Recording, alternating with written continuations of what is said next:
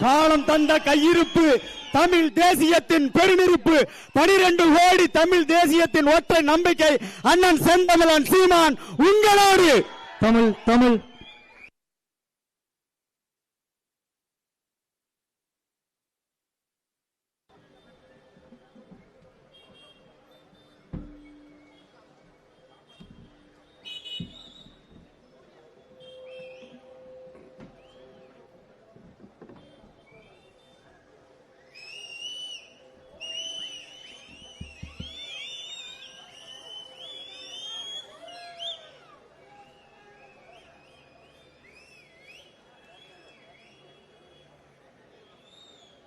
எங்களின்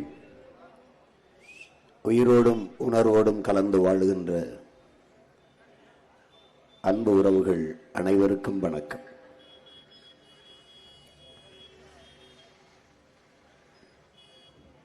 உலகத்தில் யாராலும் சுமக்க முடியாத ஒரு பெருங்கனவை நீ சுமந்து நில், அது இந்த உலகத்தில் எல்லாவற்றையும் விட பெரிது என்கிறான் ஆல்பர்ட் ஐன்ஸ்டீன்.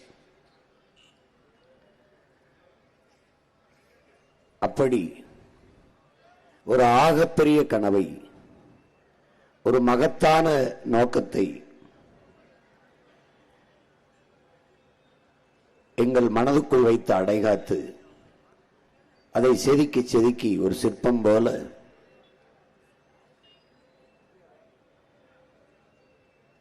என் நாடு, என் மக்கள், அவர்களுடைய எதிர்கால நல்வாழ்வு எப்படி இருக்க வேண்டும் என்கிற ஒரு மாபெரும் கனவை, புனித கனவை பல ஆயிரம் ஆண்டுகளாக எனது முன்னவர்கள் தூக்கி சுமந்து வந்த கனவை, அறம் சார்ந்து வாழ்ந்த எம் இன முன்னோர்கள் தூக்கி சுமந்து வந்த கனவை, குடிதளி கோலோச்சும் மாநில மன்னன் அடிதளி நிற்கும் உலகு முறை செய்து காப்பாற்றும் மன்னவன் மக்களுக்கு இறையென்று வைக்கப்படும் உருவசியும் ஓவா பிணியும் செருவகையும் சேராது இயல்வது நாடு அஞ்சாமை ஈகை அறிவு ஊக்கம் இந்நான்கும் எஞ்சாமை வேந்தருக்கு அழகு துணிவிடமை தூங்காமை கல்வி இவை மூன்றும் நீங்கா நிலநாள்பவர்க்கு என்று வகுத்து வகுத்து தந்த எங்கள் முன்னவன் எம்மின மூதாதை வள்ளுவ பெருமகரானின் மறைமொழிக்கு ஏற்ப உள்ளுவதெல்லாம் உயர்வுள்ளல் மற்றது தள்ளினும் தள்ளாமை நீர்த்து என்கிறார். எண்ணுவதை மிக உயர்வாக எண்ணு என்று அவன் சொன்னதைத்தான் நம்முடைய தமிழ் அறிவியலின் அடையாளமான ஐயா அப்துல் கலாம் அவர்கள் கனவு காணுங்கள் என்றார். நீ உறங்கும் போது வருவதல்ல கனவு, உன்னை உறங்க விடாமல் செய்வது எதுவோ அதுதான் கனவு. ஒரு முறை வருவது கனவு, திரும்ப வந்தால் அது ஆசை, அதுவே திரும்ப திரும்ப வந்தால் அது லட்சியம் என்கிறார். அப்படி ஒரு ஆகச் சிறந்த லட்சியத்தை இதுவரை என் மண்ணின் நிலவுகிற இந்த அரசியலை மாற்றி ஒரு தூய அரசியலை உருவாக்கி ஒரு நல்ல ஆட்சியை மலரச் செய்ய வேண்டும். எங்கள் திருநாட்டில் எங்கள் நல்ல ஆட்சியே எங்களுடைய தாத்தா புரட்சி பாவலன் பாவேந்தன் பாரதிதாசன் பாடியது போல ஒரு ஆகச்சிறந்த ஆட்சியை இந்த மண்ணிலே உருவாக்க வேண்டும் என்கிற பெருங்கனவோடு எங்கள் பயணம் எங்கள் கால்களை நம்பியே என்ற அந்த உறுதியான நிலைப்பாட்டோடு எந்த அரசியல் கட்சியோடும் தேர்தல் உடன்பாடு செய்து கொள்ளாமல் ஒரு தலைவனுக்கு அழகு என்பது, ஒரு தலைவனுக்கு முதல் தகுதி என்பது அவன் தன் மண்ணையும் மக்களையும் முழுமையாக நேசிக்க வேண்டும், நம்ப வேண்டும். அப்படி என் மண்ணையும் மக்களையும் முழுமையாக நேசித்து நம்பி இந்த களத்திலே தொடர்ந்து தொடர்ந்து உங்கள் பிள்ளைகள் நின்று வருகிறோம்.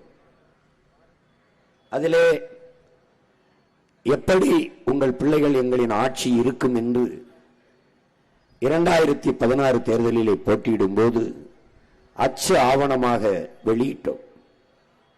ஒரு கெடுவாய்ப்பாக வாசிக்கிற பழக்கம், படிக்கிற பழக்கம் என் மக்களுக்கு இல்லாததால் இந்த பிள்ளைகள் என்ன சொன்னோம் என்பது தெரிய வரவே இல்லை.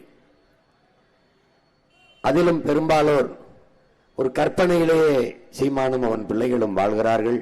இதுவெல்லாம் சாத்தியமில்லை என்று எண்ணி நகையாடியது, ஏசி பேசியது, விமர்சித்ததை எல்லாம் நாங்கள் அறிவோம்.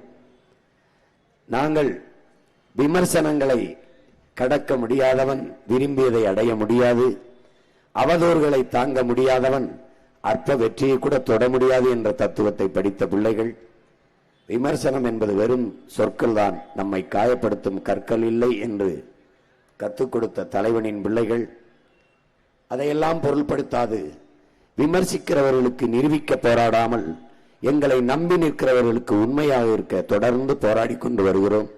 அதிலே இது கற்பனை அல்ல, உலகில் பல்வேறு நாடுகளில் நிகழ்கிற நிஜம், நம்ம கைகளாலே நிகழ்த்தப்படக்கூடிய நிஜம்தான்.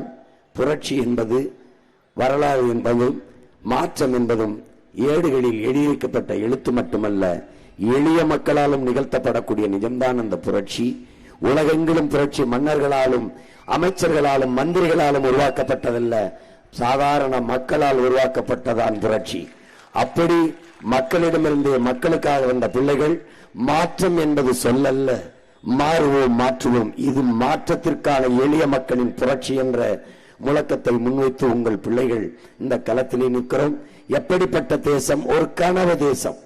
பசி, பஞ்சம், ஊழல், லஞ்சம், கொலை, கொள்ளை, சாதிய இழிவு, தீண்டாமை, அடக்குமுறை, ஒடுக்குமுறை, பெண்ணி அடிமைத்தனம், பாலியல் வன்கொடுமை, மதுமத போதை, வள கொள்ளை, இது ஏதுமற்ற புதிய ஒரு தேசம் செய்வோம், மக்கள் புரட்சியால் அதை உறுதி செய்வோம் என்ற உயர்ந்த லட்சிய கனவோடு உங்கள் பிள்ளைகளை இந்த களத்திலே நிற்கிறோம். காசை வைத்து அரசியல் செய்ய வந்தவர்கள் அல்ல, ஆகச் சிறந்த கருத்தை வைத்து அரசியல் செய்ய வந்தவர்கள் உங்கள் பிள்ளைகள். தலைவன் என்பவன் எப்படி இருக்க வேண்டும்? தன்னையே தண்ணீரில் கரைத்து சுவையை கூட்டும் உப்பை போல இருக்க வேண்டும். தலைவன் என்பவன் எப்படி இருக்க வேண்டும்? தன்னையே எரித்துக் கொண்டு உலகத்திற்கு வெளிச்சத்தை தருகிற மெழுகுவர்த்தி போல இருக்க வேண்டும். அப்படி இருந்த தலைவன் எங்கள் உயிர் தலைவன் மேதகுவே பிரபாகரன் அவர்கள். தலைவன் என்பவன் குறிப்புகளோடு பேசுபவன் அல்ல, குறிக்கோளோடு பேசுபவன். தலைவன் என்பவன் தாளிலிருந்து பேசுபவன் அல்ல, தன் தலையிலிருந்து பேசுகிறவன் தான் தலைவன்.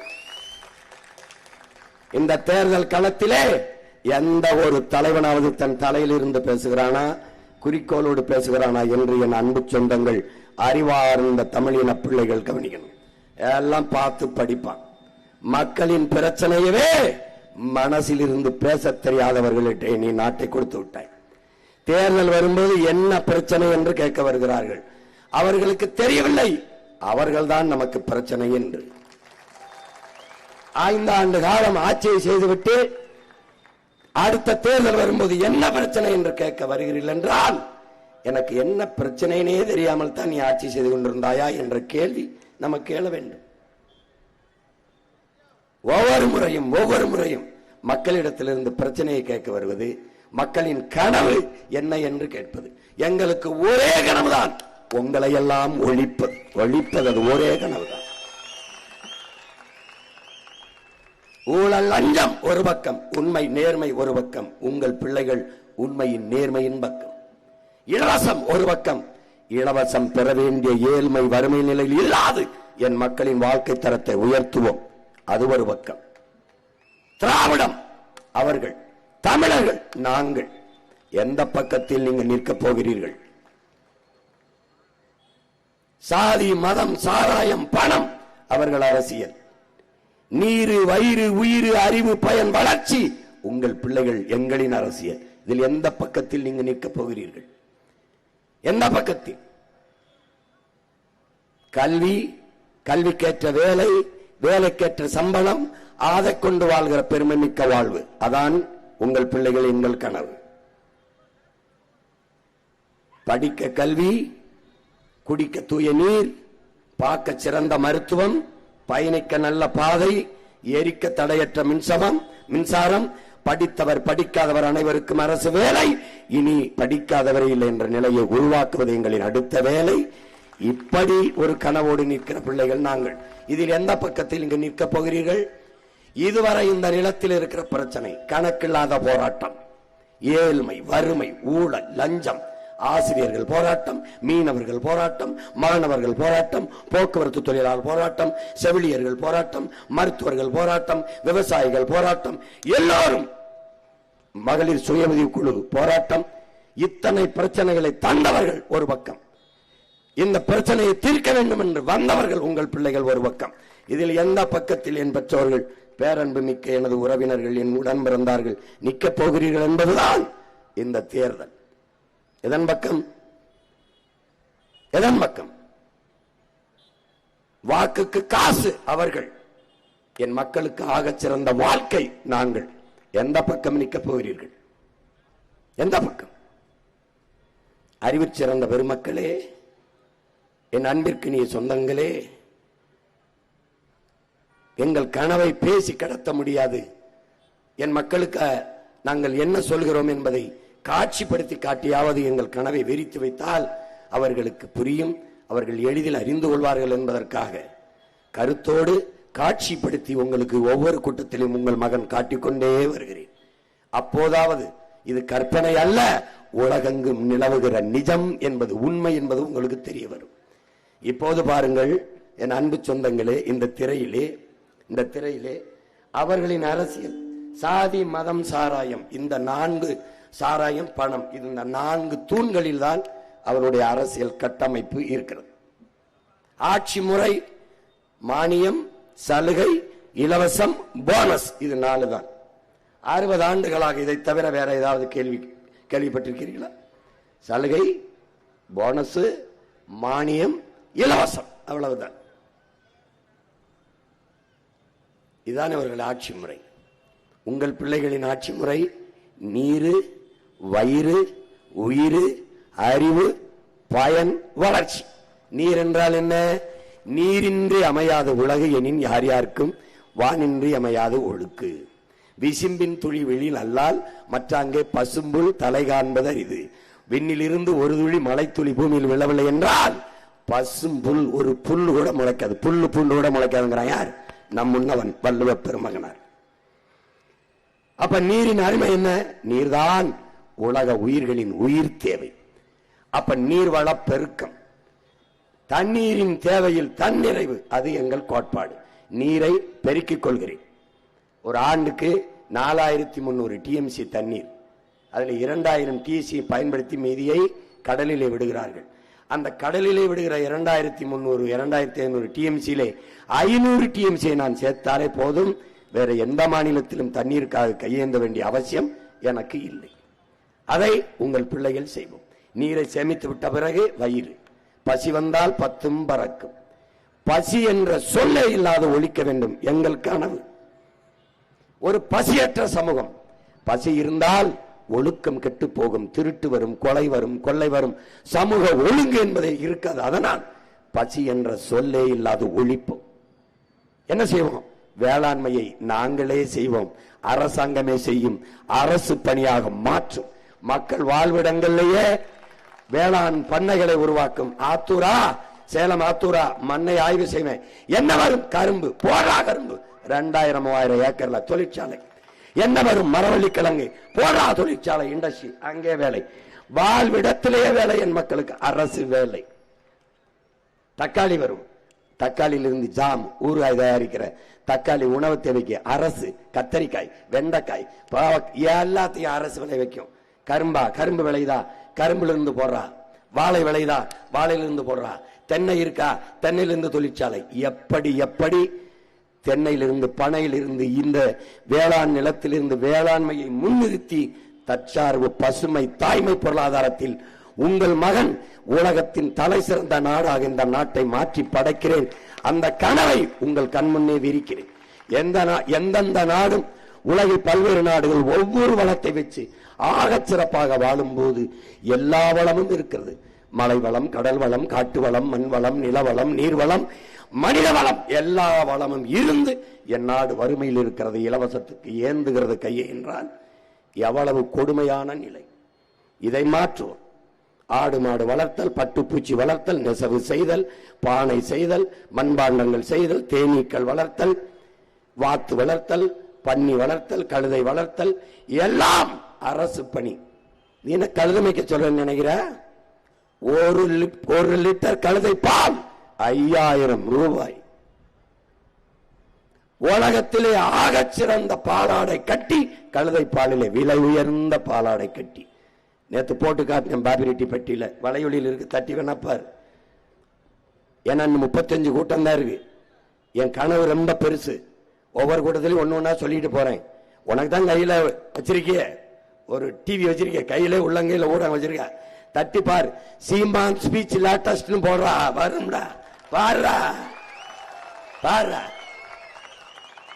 இந்த மாதிரி உனக்கு ஒரு அண்ணன், உனக்கு ஒரு தம்பி, உனக்கு ஒரு மாமா, உனக்கு ஒரு மச்சான், உனக்கு ஒரு மகன் இனி எந்த காலத்திலையும் பிறக்க மாட்டான். ஏன்? என்னை இந்த நிலத்தில் பிரசவித்தவன். நான் வீழ்ந்தாலும் சரி, என் இனம் எழுந்தால் போதும். நான் செத்தாலும் சரி, என் இனம் வாழ்ந்தால் போதும் என்று நின்ற உலகத்தின் ஆகப்பெரிய புரட்சியாளன் பிரபாகரன் என்ற மாவீரன் என்னை பிரசவித்தவன். சமரசம் இல்லாமல் சண்டை செய்வேன் உங்கள் மகன். எத்தனை ஆயிரம் கோடி தருவேன் சொன்னாலும், எவ்வளவு பதவி தருவேன் சொன்னாலும் சரணடையாமல் என் மக்களுக்காக, என் மண்ணுக்காக, என் மண்ணின் வளத்தையும் மக்களின் நலத்தையும் யாரு கெடுத்தாலும் நாங்கள் தடுப்போம், போராடுவோம்.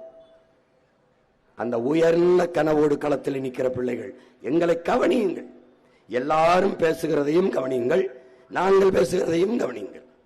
தாளில் எழுதி வைத்து 10,000 குடும்ப தலைவிக்கு 5,000 போட்டோம், 2,000 தந்தோம், மறுபடி தருவோம், அப்புறம் மிக்சி தருவோம், கிரைண்டர் தருவோம், அப்புறம் ஃப்ரிட்ஜ் தருவோம். கிரைண்டர் மிக்சியில எதை போட்டாரப்ப? அரிசி பருப்பை போட்டாரப்ப. அது யார் தருவா? அது என் விவசாயி தான் தருவான். அப்புறம் யாரு? ஃப்ரிட்ஜில் எதை வைப்ப? காய்கறியை வைப்ப, கீரை வைப்ப. அது யார் தருவா? அது எங்க அப்பா விவசாயி தான் தருவான். அப்புறம் என்ன பண்ணுவா? மிக்சியில் அரைப்ப. எதை அரைப்ப? மசாலா, மல்லி, சீரகம், சோம்பு. அது யார் தருவா? அது எங்க ஆத்தா விவசாயி தான் தருவான். இதை நல்லா புரிஞ்சுக்கணும், நல்லா புரிஞ்சுக்கணும். உன்னால உன் வீட்டுக்கு ஒரு மிக்சி, கிரைண்டர், ஃப்ரிட்ஜ் கூட வாங்க முடியாத, அடிப்படை வசதியை கூட நிறைவேற்றிக் கொள்ள முடியாத ஏழ்மை வறுமை நிலையில் இருக்கிறாய். நான் என்ன செய்யறேன்? தகர்க்கிறேன் இந்த நிலைமையை. ஒரு தன்மானத்தோடு தலைமைந்து வாட தற்சார்பு வாழ்க்கை உனக்கு தந்துடுறேன். எப்படி? உனக்கு வேலை கொடுக்கிறேன், வருமானம் கொடுக்கிறேன், நீயே உனக்கு வேண்டியதை வாங்கிக்க, எவனையும் சார்ந்து நிக்காத. இங்க இலவசம்ங்கிறது என்ன செய்துன்னா, இங்க பாரு, வேலை, உழைப்பு, வருமானம், வாழ்க்கை, இது 3 ஒன்னோட ஒண்ணு பிரிந்தது. வேலை இல்ல, வருமானம் இல்ல, உழைப்பு இல்ல, வருவாய் இல்ல, வாழ்க்கை எப்படி இருக்கும்? எப்படி இருக்கும்? இது 3ஐயும் துண்டிச்சிட்டான். எதுல? இலவசத்துல. இலவசத்துல. இது அறிவு சமூகம் எப்படியா இருக்குது? எப்படியா இருக்குது?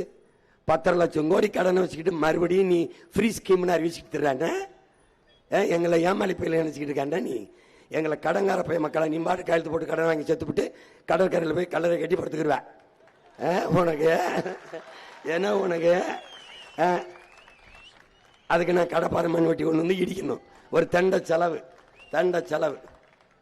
என் அன்பு சொந்தங்கள், நீ மற்ற ஊரில் போய் கொஞ்சம் போட்டு காட்டணும். இப்போ கொஞ்சம் கொஞ்சமாக காட்டுறேன், பாருங்க பாருங்க. இப்போ பாருங்க, உங்க பிள்ளைகளுடைய ஆட்சி முறையில் இருக்கிற திட்டம் பாருங்க.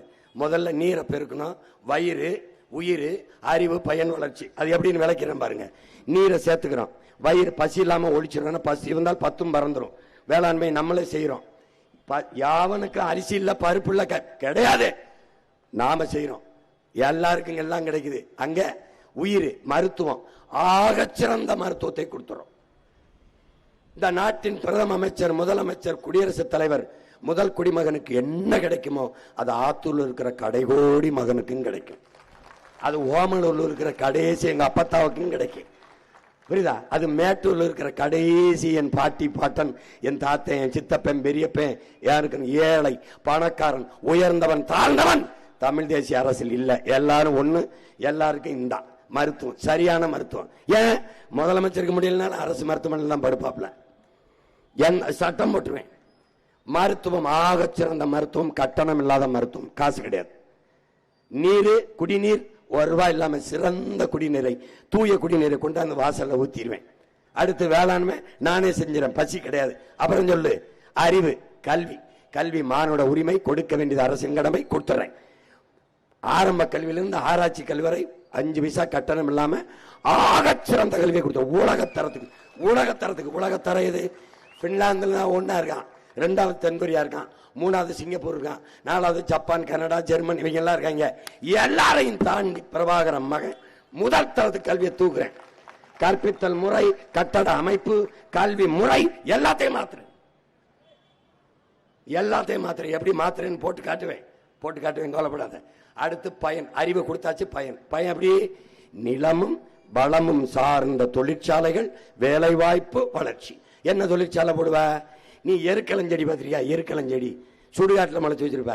எருக்களஞ்செடியிலிருந்து எடுக்கிற நூல் உலகத்தில் அதிக விலை. அதுல செய்யற பட்டு அவ்வளவு விலை உயர்ந்த பட்டு. உனக்கு ஒன்னும் புரியல. மூங்கிலில் ஒன்னே போட்டு காட்டுவேன் பாரு, திணறிவாணி. எங்க பொருளாதாரம் இருக்குன்னு தெரியாம இந்த சனியம் பிடிச்ச நாட்டை கொடுத்து சாராய பொருளாதாரத்துல வச்சு ஆத்தாளு அப்பனை சாகடிச்சு ஆத்தாவு தாலி எடுத்துக்கிட்டு இருக்கான். நீ தாலி எடுத்த பயில்கிட்டே ஓட்ட போட்டு தாலிக்கு தங்கம் தரான், அப்புறம் குடிக்க வச்ச தாலி அறுப்பான். பயன் வேலை கொடுத்துறேன், அனைவருக்கும் அரசு வேலை கொடுக்கிறேன். விரும்பியவனெல்லாம் செய்யலாம்.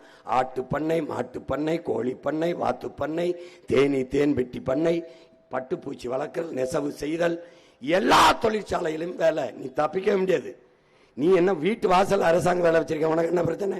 கல்வியை நான் கொடுத்துட்டேன், மருத்துவ வைத்தியத்தை நான் பார்த்துட்டேன், நீரை நான் தந்துட்டேன், தடையில்லாத மின்சாரம் குறைந்து தந்துட்டேன், எரிகாற்று கொடுத்துட்டேன். சிலிண்டர் ஏன் சிலிண்டர் இப்படி கொடுப்பேன்?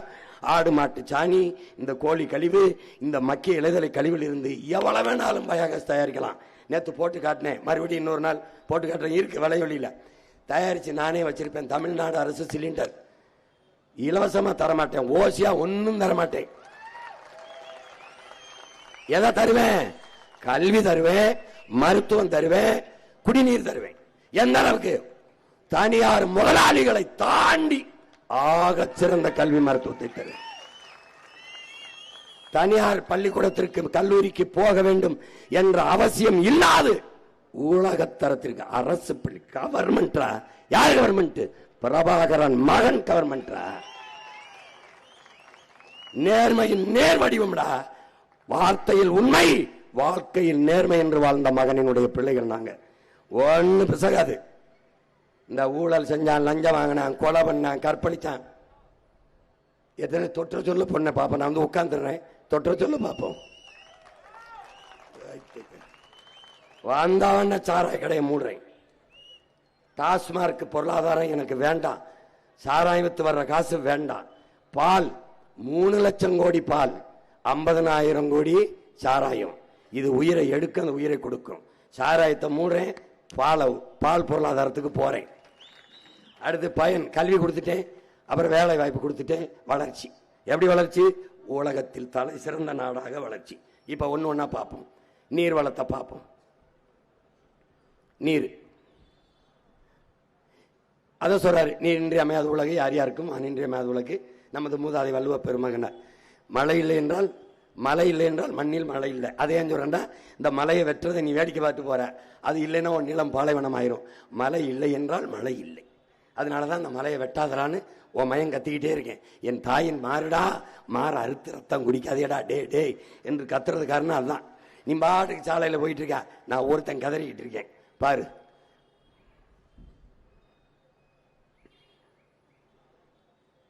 நிலம் இல்லை என்றால் நீ இல்லை, நான் இல்லை, எது இல்லை. என்ன சொல்ல வரான்? மழை இல்லைன்னா மழை இல்லை, மழை இல்லைன்னா நீர் இல்லை, நீர் இல்லைன்னா நிலம் இல்லை, நிலம் இல்லைன்னா வளம் இல்லை, வளம் இல்லைன்னா ஒண்ணும் இல்லை. இதான் இது நான் உங்க பிள்ளை உங்களுக்கு சொல்றேன். வரப்புயர நீர் உயரும், நீர் உயர நெல் உயரும், நெல் உயர குடி உயரும், குடி உயர கோல் உயரும், கோல் உயர கோன் உயர்வான்ங்கிறான் நம்ம அறிவு முதாட்டி அவை. இங்க வரப்பு உயருது, நீரும் உயரல, நெல்லும் உயரல, குடியும் உயரல, கோனும் உயரல. கோனும் உயர்றான், இப்ப ஆள்ற கோனு உயர்றான், நல்லா உயர்றான். நம்ம ஒண்ணும் இல்லை. பாரு,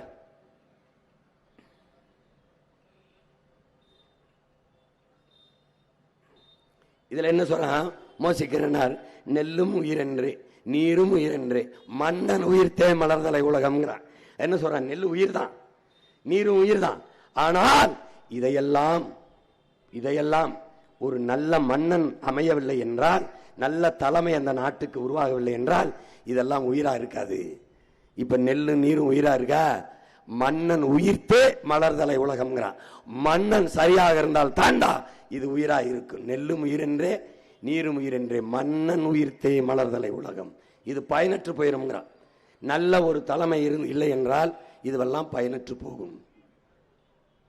அது உனக்கு தெரியுது. பயனற்று போகுதா இல்லையா? நீர் இருக்கா அவனுக்கு?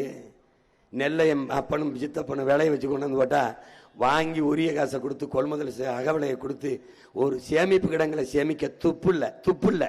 சாராய பாட்டில் கொண்டு போய் குளிரூட்டப்பட்ட அறையில பூட்டி ஒரு சிசிடிவி கேமரா வச்சு காவலர்களை காவலுக்கு போக்கிட சனியம் பிடிச்ச அரசு சாப்பிடுற உணவுப் பொருளை தெருவில் போட்டு முளைக்க விடுதுடா பைத்தியக்கார. பாரு, 34 பெரிய ஆறோடு சேர்ந்து 154 ஆறுகள், சிறு சிறு ஆறுகள் நம்ம நிலத்தில் இருந்தது. இப்ப இந்த 34 ஆறு இருக்கான்னு அறிவார்ந்த என் பெற்றோர்கள், என் தம்பி தங்கைகள் சிந்திக்கணும். ஆறு இல்லைன்னா என்ன நினைப்பேன்? ஆறு இல்லைன்னா நீர் எது? நீர் இல்லைன்னா சோறு எது? சோறு இல்லைன்னா வயிறு எது? வயிறு இல்லைன்னா உயிர் எது? உயிர் இல்லைன்னா வாழ்க்கை எது? இந்த சுழற்சி, உயிரியல் சுழற்சியை அறிஞ்சுக்கணும்.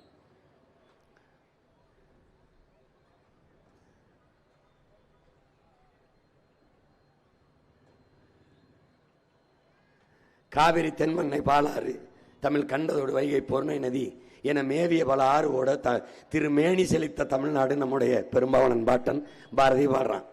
ஆறெல்லாம் இருந்தது சரிதான், இப்ப இருக்குதாங்கிறதான் கேள்வி. அவன் பாடிட்டு போயிட்டான். இதெல்லாம் இந்த நாசத்தை எல்லாம் பாக்குறதுக்கு முன்னாடி செத்து போயிட்டான்.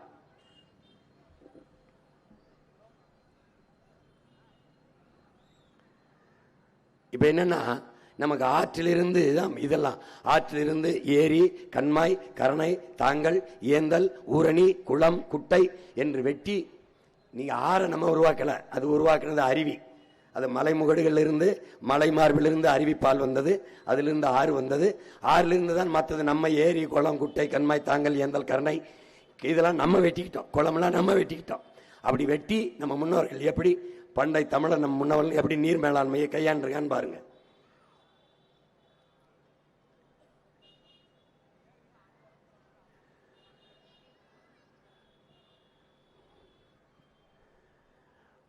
ஆயிரத்தி 1970 40,000 நீர்நிலைகள் இருந்திருக்கு. இப்ப 20,000 கூட இல்லை. இதுதான் கொடுமை. 150 லட்சம் குறுக்கம் விளைநிலங்களை வச்சு வேளாண்மை செஞ்ச நாம 120 லட்சம் குறுக்கங்களாக குறைஞ்சிருக்கோம். 30 லட்சம் குறுக்கம் நம்ம ஏக்கர் விளைநிலங்களை விட்டு வெளியேறி இருக்கோம். வடகிழக்கு பருவமழை, தென்மேற்கு பருவமழை என்று 2 பருவமழையில் பெய்து இந்த நிலத்தை செழிக்க வச்சது. அதை நான் முதல்ல சொன்ன ஆண்டுக்கு 4300 டிஎம்சி. தென் மாநிலங்கள் அதிக மழைப்பொழிவு பெறுகிற மாநிலத்தில் நம்ம மாநிலம் இருக்கு. நமக்கு போதுமானவனுக்கு மழை நீர் இருக்கு. ஆனா அதை சேமிக்காத பொறுப்பற்றவன்ட்ட அரசு இருக்கு, அதிகாரம் இருக்கு. அதான் பிரச்சனை. இவன் எப்படிப்பட்ட ஆள்னா, கடல் சூரியன் 2 பேரும் தகப்பனும் தாய், நம்ம தாயும் தந்தையும் இணைந்து தூய குடிநீரை கொண்டு அந்த மேகமா மாறி கொட்டுறான் வீட்டு வாசல்ல. பிடிச்சிக்க குடிச்சுக்க, பிடிச்சிக்க குடிச்சுக்க, பிடிச்சிக்க குடிச்சுக்கன்னு. அதை சேமிக்காம அப்படியே கடல்ல விட்டுட்டு 50,000 கோடி செலவழிச்சு ரிவர்ஸ் ஓஸ்மாசிஸ்னு ஒரு முறை. அந்த முறைக்கு சொந்தக்காரன், அதுக்கு பேட்டன் ரைட்ஸ் வச்சிருக்கேன், உரியவன் அமெரிக்கா. ஒரு மடக்கு நீ போத்தல் இப்படி அண்ணா குடிக்கிறல, அந்த ஒவ்வொரு மடக்குக்கு அமெரிக்காவுக்கு காசு கொடுக்குறேன். அந்த ரிவர்ஸ் ஓஸ்மாசிஸ்ங்கிற முறையில் சுத்திகரிச்சு இவன் கொடுக்குறான். 50,000 கோடி முதலீடு செய்து கடல் நீரை சுத்திகரிச்சு தாரேங்கிறான். நான் உன் மகன் அதெல்லாம் வேணாம், 50,000 கோடிக்கு கணக்கில்லாத ஏரி, கண்மாய், கோலம், குட்டை, தாங்கல், ஏந்தல் இந்த மாதிரி வெட்டி நீரை தேக்கி தூய குடிநீரை உனக்கு தந்துடுறேன்றேன். பாத்துக்க.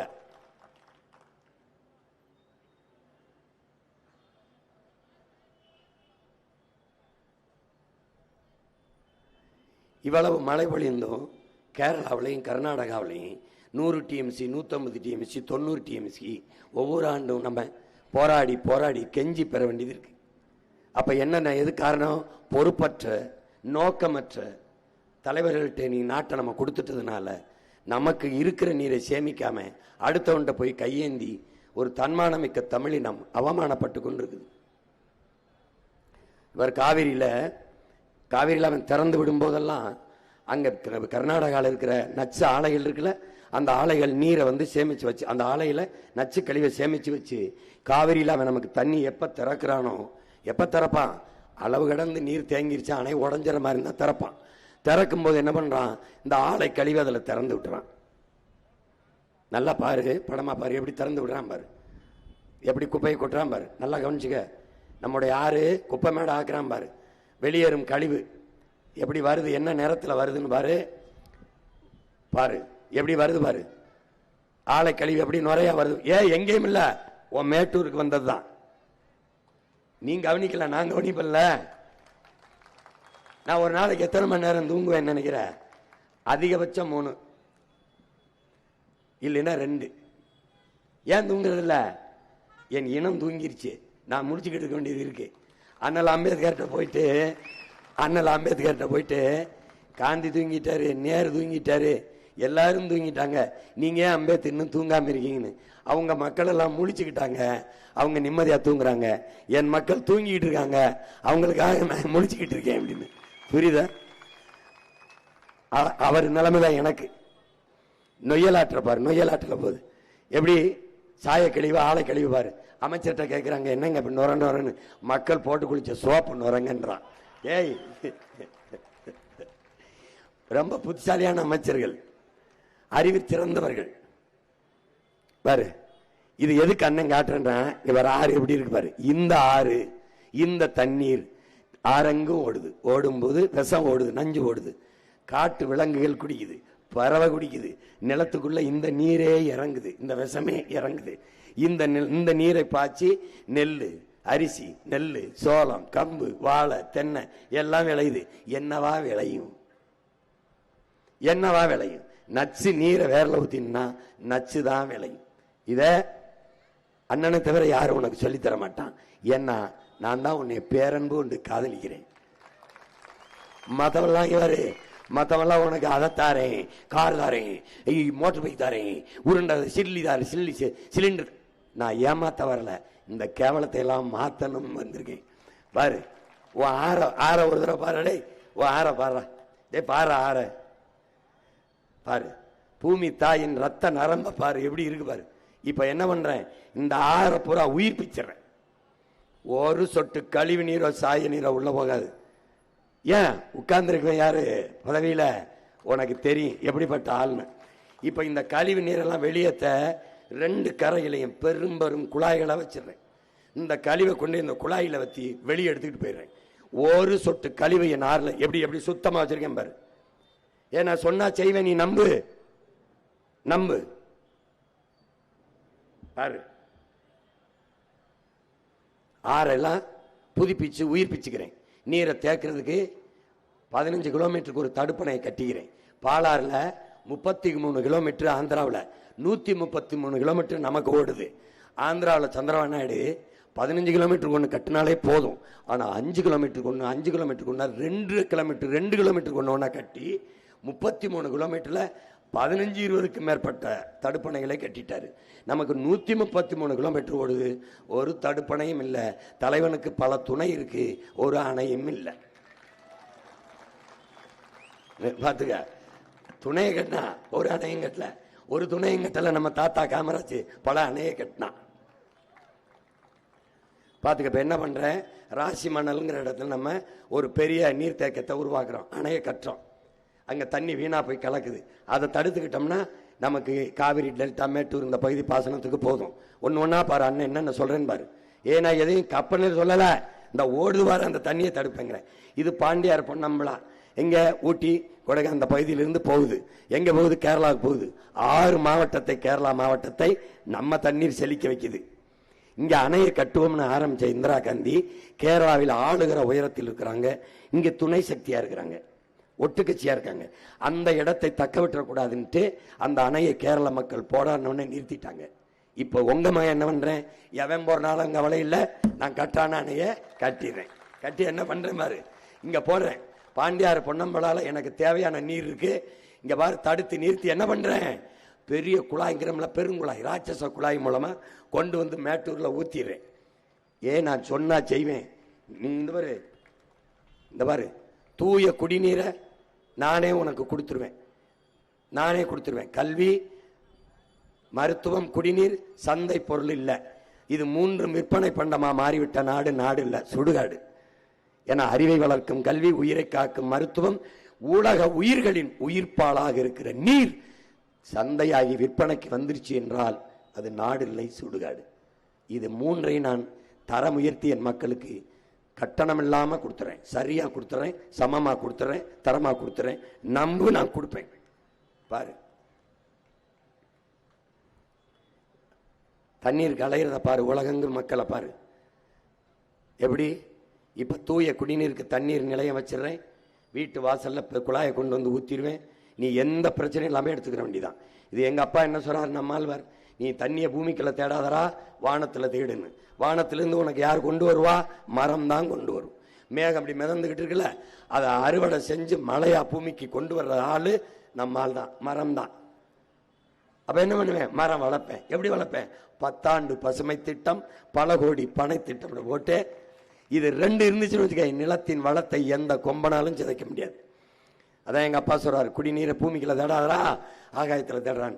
இவ்வாறு குடிநீரை இலவசமாக தரல. மிக்சி கொடுத்துருச்சு, கிரைண்டர் கொடுத்துருச்சு, பார்த்துக்கிட்டே வா, மடிக்கணினி கொடுத்துருச்சு, எல்லாம் கொடுத்துருச்சு. ஆனா தண்ணீரை தர முடியல. ஏன்னு, தண்ணீரை இலவசமாக கொடுத்தா தண்ணீரை உறிஞ்சி விற்கிறான்ல, அப்பலோ, கின்லே, மினரல், இவன் பாதிக்கப்பட்டுருவான். அவன் பாதிக்கப்பட்டா இவனுக்கு என்ன, அவன்கிட்ட இருந்து வர்ற 300-400 கோடி கமிஷன் இருக்குல்ல, அது போயிடும். அதனாலதான் இவங்கள தலைவர்கள் இல்லை, தரகர்கள், புரோக்கர்கள், கமிஷன் பாய்ஸ் என்று சொல்றது காரணம் தான். இந்த பாரு, இங்க என்ன நீ கவனிக்கணும்னா, உலகில் நம்ம 800 கோடி மக்கள் இருக்கோம். 100 கோடி மக்களுக்கு தான் குடிநீர் இருக்கு. இந்த 2.5 விழுக்காடு தான் இருக்கு. 2.5 விழுக்காடு தான் இருக்குன்னு இந்த உலக நாட்டு தலைவன்லாம் கூடி என்ன பண்ணிருக்கணும், இதை 20 விழுக்காடா உயர்த்துவது அப்படின்னு சிந்திக்காம, 2 விழுக்காடு தான் இருக்கா, அப்ப வித்தா நல்லா காசாக்கலாம், ஏன்னா அத்தியாவசிய பொருள், உயிர் தேவையான பொருள். அப்ப நீர் என்பது சந்தையாக்கிட்டான். இதனால என்ன பிரச்சனை, நீ வாங்கி குடிச்சிருவ. உனக்கு அழைச்சு பேசினா குடுவையில கொண்டாடுவான், போத்தல கொண்டாடுவான். தாகம்னா அண்ணாச்சி ஒரு அக்குவப்பனா கொடுங்க, ஒரு கிண்ணிலே கொடுங்கன்னு. மான் என்ன செய்யும், மயில் என்ன செய்யும், காக்கை என்ன செய்யும், கொக்கு என்ன செய்யும், பூனை என்ன செய்யும், நரி என்ன செய்யும், புலி என்ன செய்யும், சிங்கம் என்ன செய்யும், சிட்டி என்ன செய்யும், என்ன செய்ய, அதெல்லாம் செத்தா நீ எப்படி வாழ்வ? நீ இல்லாமல் அவை எல்லாம் வாழும், அவை இல்லாமல் நீ வாழ முடியாது. இந்த உயிரியல் உண்மையை நீ உணராத வரை உனக்கு வாழ்வில்லை. நல்லா கவனிச்சுக்க. இந்த பாரு, 97.5 விழுக்காடு கடல் நீர் இருக்கு. ஆனா 2.5 விழுக்காடு தான் நம்ம குடிநீர் இருக்கு. உலகில் 100 கோடி மக்களுக்கு தான் குடிநீர் இருக்கு. அப்ப 800 கோடி மக்கள்ல 700 கோடி மக்களுக்கு தண்ணி இல்லை. இப்ப என்ன சொல்றான் ஐநா, என்ன சொல்லுது, இந்த பூமி நீரற்ற நிலமா மாறிடுச்சுன்னு ஒரு அறிக்கை விட்டு போயிட்டான். உன் தமிழ்நாடு என்ன சொல்லுது, 10 மாவட்டங்கள்ல நிலத்துக்குள்ள நீர் இல்லைன்னு சொல்லிட்டு போயிருது. அவ்வளவுதான் சமூக பொறுப்பு, அரசின் கடமை, அவ்வளவுதான். அவன் என்ன செஞ்சிருக்கணும், அந்த இடத்துல நிலத்தடி நீரை உயர்த்துறதுக்கு என்னடா வழின்னு திட்டம் சிந்திச்சிருக்கணுமா இல்லையா? இல்ல, அவன் தான் 1,35,31 லட்சத்துக்கு 5,000 ரூபாய் பேங்க்ல போட்டான். வாக்கா வந்துடும், ஜெயிச்சிருவோம், மறுபடியும் வந்துருவோம். அந்த மப்பிள தர்றானே, நீ சிந்திக்க மாட்டேன். ஏன்னா உன் கையில வீரன் இருக்கான். பொட்டாச்சு ஊத்தி விட்டின்னு வச்சுக்கா, அப்படியே வீரன் வீரன் அதான் வீரன். ஏண்டா குவாட்ரு போத்தலுக்கு சாராயத்துக்கு அவனாது வீரன் பேர் வைப்பானா? ஏய், அப்ப பகத்சிங், சுபாஷ் சந்திர போஸ், நம்ம பாட்டன் தீரன், சின்னமலை, புலித்தே, மருதவண்டிக்கெல்லாம் என்னடா பேர் வைக்கிறது? ஆஃப் குவாட்டுன்னு வைக்கிறதாடா? கால கொடுமைய. சாராய போத்தலுக்கு வீரன் பேர் வச்ச ஒரு சமூகத்தில் வாழ்ந்துகிட்டு இருக்க நீ. இங்க பாரு, பாத்துக்க. ஐநா அறிக்கை சொல்லுது, திவாலாகி போயிடுச்சு, பூமிக்குள்ள தண்ணி இருக்காதுன்ட்டு. எப்படி உன் பிள்ளை வந்து கணக்கில்லாத நீர்த்தேக்கங்கள், நீ விண்வெளியில பறந்து போகும்போது குனிஞ்சு பார்த்தீங்கன்னு வச்சுக்க, உன் தேகத்துல எப்படி தேமல் திட்டு இருக்குமோ அப்படி என் தேசத்துல நீர் தேமல் திட்டு எங்க பார்த்தாலும், கண்மா, ஏரி, குளம், குட்டை, தாங்கல், ஏந்தல், எண்ணப்பட்ட ஊரணி, ஏகப்பட்ட நீர்த்தேக்கங்களை வெட்டி உருவாக்கிடுவேன். எந்த உயிரையும் தண்ணீர் இல்லாம தவிக்க விட மாட்டேன். பாரு, பாம்பு என்ன பாடுபடுது, கொத்த வர்ற விஷப்பாம்பு தாகத்துக்கு நிக்குது, தண்ணியை குடிக்கிறான், குடிக்குது. பாரு, அடுத்து பாரு, பாரு, இங்க பாரு, இங்க பாரு, அணில் கையெடுத்து கும்பிட்டு தண்ணி கேட்கறத பாரு. பாரு, இதுல என்ன தெரிஞ்சுக்கணும்? அணிலுக்கும் தண்ணி இருக்கு, உங்க அண்ணன் தான் போராட வேண்டியிருக்கு. அணிலுக்கு போராட்டம் என்னன்னு தெரியாது, அண்ணனுக்கு தான் தெரியும். அணிலுக்கு பாரு, இது 2 தான் காட்டுறேன், ரெண்டு தான் காட்டுறேன். தண்ணீர்னு ஒன்று வருது, அதுல நிறைய காட்டுவேன். எவ்வளவு பெரிய பாவத்தை இந்த மானுட பதர்கள் செய்து கொண்டிருக்குன்னு உலக உயிர்களுக்கு செய்கிற பச்சை துரோகம். துரோகம். 400 அடிக்கு கீழே போய் குழாய் போட்டு உறிஞ்சிரியே, இந்த வேப்ப மரம் 400 அடிக்கு கீழே வேற விடுமா? சிந்திக்க வேண்டாமா? சிந்திச்சிருந்தா நீ உதயசூரிய ரெட்டலைக்கு போடுவியா? போட்டு எங்களை தூக்கி ரோட்ல போடுவியா? பாரு, தண்ணி இல்லாம இந்த உயிரினங்கள் அலையிறத பாரு. குரங்க பாரு, மாட பாரு.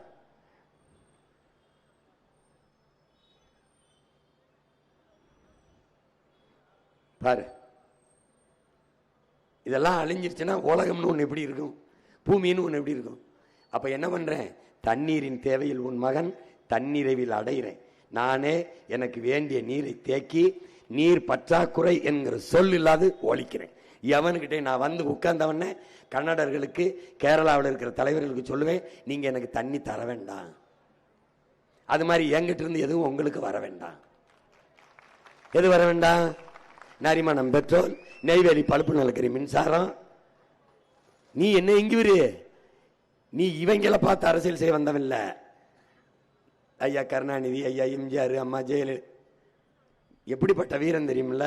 22 நாடுகள் எதிர்த்து போர் புரிந்த போதும் எந்த நாட்டு படையும் துணை கலையாமல் தன் நாட்டு வீரர்களை 25,000 பேரை வைத்து போர் செய்த மாபெரும் வீர மரவனின் மக்கள் நாங்க. நீ இந்த ஆட்டம்லாம் வேற. நான் கூண்டுக்குள்ள இருந்து கூறேன், அதனால கேட்கல. கூரையில ஏறி கூவிட்டேன்னு வச்சுக்க, என்னை நீ திரும்பி பார்க்காம போக முடியாதப்பா. திரும்பி பார்க்காம போக முடியாது. அடுத்து என்ன பண்றேன்? சுழன்றும் ஏற்பின்னது உலகம், அதனால் உழந்தும் உழவே தலைங்கிறான். இப்ப என்ன பண்றேன்? நீர் வந்துட்டேன், இப்ப நீரை கொடுத்துட்டேன். இப்ப வயிறுக்கு வாரேன். வயிறுக்கு என்ன செய்யணும்? வேளாண்மை நான் செய்யணும். அதனால உழவே தலைன்னு வேளாண்மையை அரசு பணியா மாத்திரேன். சுழந்து மேற்பின்னது உலகம், அதனால் உழந்தும் உழவே தலை. உழுதுண்டு வாழ்வாரை வாழ்வார், மற்றெல்லாம் தொழுதுண்டு பின் செல்பவர். விருந்தோம்பி இல்வாழ்வதெல்லாம் இருந்தோம்பி இல்வாழ்வதெல்லாம் விருந்தோம்பி வேளாண்மை செய்தல் பொருட்டு. வேளாண்மை என்பது என் அன்பு மக்களே தொழில் அல்ல. வேளாண்மை என்பது தொழில் அல்ல. ஆடு மாடு வளர்த்தல் தொழில் அல்ல. நெசவு தொழில் அல்ல. பனை மரத்திலிருந்து தென்னை மரத்திலிருந்து பால் எடுப்பது தொழில் அல்ல. என்னது? பண்பாடு, நம்முடைய வாழ்க்கை முறை, நம்முடைய மரபு. ஆதியில் நாம் செய்தது ஆடு மாடு வளர்த்தலும் வேளாண்மையும் தான். அதனால அது தொழில் அல்ல. ஏன் தொழில் அல்ல? நம்ம அப்பா என்ன சொல்றாங்க? நம்மாழ்வார், தாய் தன் பிள்ளைக்கு பால் ஊட்டுவது போல பூமி தாய் சோறு ஊட்டுவது தொழில் அல்ல. தாய் பால் பிள்ளைக்கு பால் ஊட்டுவது தொழிலா? இல்லை, இல்லை. அது வாழ்க்கை முறை, அது உயிரியல் உறவு. அது மாதிரி பூமி தாய் தன் பிள்ளைகளுக்கு சோறு ஊட்டுவது தொழில் அல்ல, பண்பாடு, கலாச்சாரம், வாழ்க்கை முறை. கலாச்சாரம். அதனால்தான் அக்ரிகல்ச்சர்னு வச்சான்.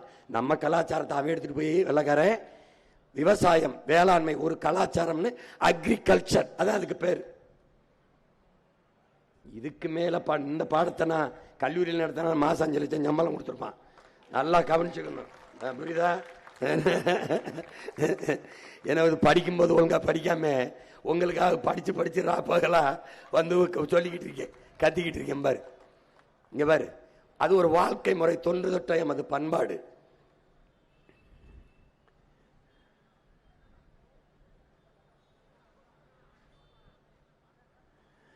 அப்ப உலக உயிர்களின் உயிர் தேவை என்பது உணவு தேவையா இருக்கு, நீர் தேவையா இருக்கு. இது ரெண்டையும் நிறைவேற்ற வேண்டியது அரசின் கடமை. அரசின் கடமை, ஒரு அரசின் பொறுப்பு. பசி இல்லாத சமூகம் படைப்பதும், எல்லாருக்கும் வீடு கொடுப்பதும், உண்ண உணவு, உடுக்க உடை, உறங்க உறைவிடம், அதாவது உறைவிடம், உறையுள், இது 3 கொடுப்பது ஒரு அரசின் மிகப்பெரிய பொறுப்பு. இது 3ஐயும் கொடுக்கலைன்னா தவத்திரு குன்றக்குடி அடிகளார் என்ற பெருந்தகை சொல்றார், அந்த நாடு குற்ற சமூகமாக, குற்ற நாடாக மாறிடும். கொலை, கொள்ளை, தாலியறுப்பு, வெட்டு, குத்து, திருட்டு பெருகிரும்னாங்கிறார். அதை ஒழிக்கணும்னா நான் இது 3ஐயும் நான் கொடுத்துறேன், உனக்கு கொடுத்துறேன். வேளாண்மையை கைவிட்ட நாடு எல்லாம் பிச்சை எடுக்குது. அந்த நிலைமை வெனிசுலா, சோமாலியா, இந்த நிலைமை எரித்திரியா, எத்தியோப்பியா, அந்த மாதிரி என் நாட்டுக்கு வரக்கூடாதுன்னு என் கனவு என்னன்னா நானே வேளாண்மை செஞ்சிடறேன். வேளாண்மையை அரசு பணியா மாத்திடுறேன். ஒரு விவசாயி தற்கொலை என்று சாகிறான் என்றால் அது நாடு இல்லை, சுடுகாடு. அவன் வாழ்கிறான் வளர்கிறான் என்றால் அது நாடு. ஏன்னா இன்னைக்கு அவன் சாகிறாங்கிறது உனக்கு செய்தி, நாளைக்கு நீ சோறு இல்லாம சாக போறாங்கிறதுக்கு ஒரு முன்னெச்சரிக்கை, முன் அறிவிப்பு, ஒரு அபாய சங்கு. கடைசி 10 ஆண்டுகளில் விவசாயிகளின் தற்கொலை அதிர்ச்சி தரும் புள்ளி விவரங்களை பாரு. 515 பேர் செத்துருக்கான். எப்படி எப்படி அப்படி பீடி வித்தவன், சுருட்டு வித்தவன், சிகரெட் வித்தவன், பான் பராக்கு வித்தவன், சாராயம் வித்தவன் செத்ததா இல்லையே? கார் வித்தவன், மோட்டர் பைக்கு, உலகத்துக்கு சோறு வரைய ஆத்தால பண்ணும். எதுக்குடா சாகணும்? எதுக்குடா சாகணும்? எதுக்கு சாகணும்? எதுக்கு சாகணும்? நீ கார் இல்லாம வாழ்வ, நீ மோட்டர் பைக் இல்லாம வாழ்வ, செல்போன் இல்லாம வாழ்வ, டிவி இல்லாம வாழ்வ, ஏசி இல்லாம வாழ்வ. ஆனால் நீரும் சோறும் இல்லாமல் நீ வாழ்வியா? கேட்டு பாத்துக்க, கேட்டு பாத்துக்க. கொரோனா வந்துச்சு, என்ன பண்ண? செல்போன் வாங்க போனியா? டிவி வாங்க போனியா? தங்கம் வாங்க போனியா? உடை வாங்க போனியா? கார் வாங்க போனியா? எங்க போன? எங்க மளிகை கடை திறந்திருக்கு, எங்க காய்கறி கடை திறந்திருக்குன்னு தேடிட்டு இருந்தா. அப்ப என்ன தெரியுது? எது இல்லாமலும் முன்னால் வாழ முடியும், நீரும் சோறும் இல்லை என்றால் வாழ முடியாது. அப்ப இதை தருவன் யார்? விவசாயி. விவசாயி. அதனால்தான் உழந்தும் உழவே தலைங்கிறான். உழவு தாண்டா உலகத்தின் தலை சிறந்தது. அன்பு சொந்தங்களே, இந்த உலகத்தில் ஒரே ஒரு சாதிதான் உயர்ந்த சாதி, ஒரே ஒரு குடி. அது உழைத்து உழைத்து விளைய வச்சு அறுவடை செய்து உலகத்துக்கு சோறுற்ற உழவர் குடிதான் உலகத்தின் தலை சிறந்த குடி.